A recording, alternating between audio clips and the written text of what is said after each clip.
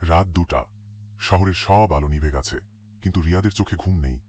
ফোনের স্ক্রিনে আবার সেই একই মেসেজটা জ্বলে উঠল, তুমি একা নও। রিয়াদ হঠাৎ উঠে বসল। ঘরটা নিঃশব্দ, ফ্যান ঘুরছে ধীরে, জানালার পর্দা হালকা দুলছে, কিন্তু বুকের ভেতর কেমন একটা অস্বস্তি জমে উঠছে। এই মেসেজটা সে গত 3 রাত ধরে পাচ্ছে। নম্বরটা অচেনা, কল করলে বন্ধ, ব্লক করলেও আবার অন্য নম্বর থেকে আসে। সে নিজেকে বোঝানোর চেষ্টা করল কেউ হয়তো প্র্যাঙ্ক করছে, কিন্তু আজকের মেসেজে একটা নতুন লাইন যোগ হয়েছে, পিছনে তাকাও না।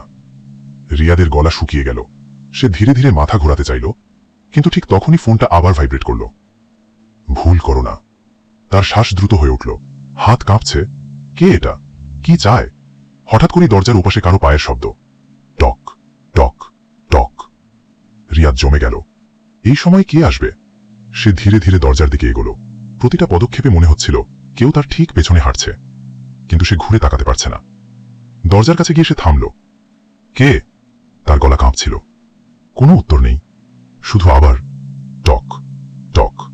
রিয়াদ সাহস করে দরজা খুলে ফেলল। বাইরে কেউ নেই, ফাঁকা করিডোর, আলো ঝিমঝিম করছে। দূরে লিফটের পাশে একটা ছায়া যেন নড়ল, আবার মিলিয়ে গেল। ঠিক তখনই ফোনটা আবার বেজে উঠল। তুমি দেখেছ আমাকে? রিয়াদ পেছনে সরে এলো। তার বুক ধরফর করছে। সে দরজা বন্ধ করতে যাচ্ছিল, কিন্তু দরজাটা হঠাৎ নিজে থেকেই ধীরে ধীরে বন্ধ হয়ে গেল। ক্লিক। ঘরটা অন্ধকার, লাইট চলে গেছে। না না, এটা সম্ভব না। সে ফিসফিস করল। হঠাৎ তার কানের পাশে ঠান্ডা নিঃশ্বাস। আমি তো বলেছিলাম পিছনে তাকিও না। রিয়াদ চিৎকার করে ঘুরে দাঁড়ালো। কেউ নেই, কিন্তু তার ফোনের ফ্ল্যাশলাইট নিজে থেকেই অন হয়ে গেল। আলোটা সরাসরি বিছানার দিকে পড়ল। বিছানার উপর বসে আছে কেউ, একটা ছায়া মূর্তি। মুখটা অন্ধকারে ঢাকা, কিন্তু দুটো চোখ জ্বলছে। রিয়াদ স্থির হয়ে গেল। তুমি তুমি কে? সে কাঁপা গলায় বলল। ছায়াটা ধীরে ধীরে মাথা কাত করল। আমি? তুমি?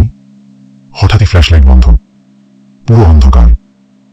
একটা ঠান্ডা হাত রিয়াদের গলা চেপে ধরল। সে লড়াই করতে লাগল, শ্বাস নিতে পারছে না, চোখের সামনে সব ঝাপসা হয়ে যাচ্ছে। ঠিক তখনই ফোনের শেষ মেসেজটা ভেসে উঠল। এখন আর তুমি একা নও, কারণ তুমি আর নেই। সবকিছু নিস্তব্ধ।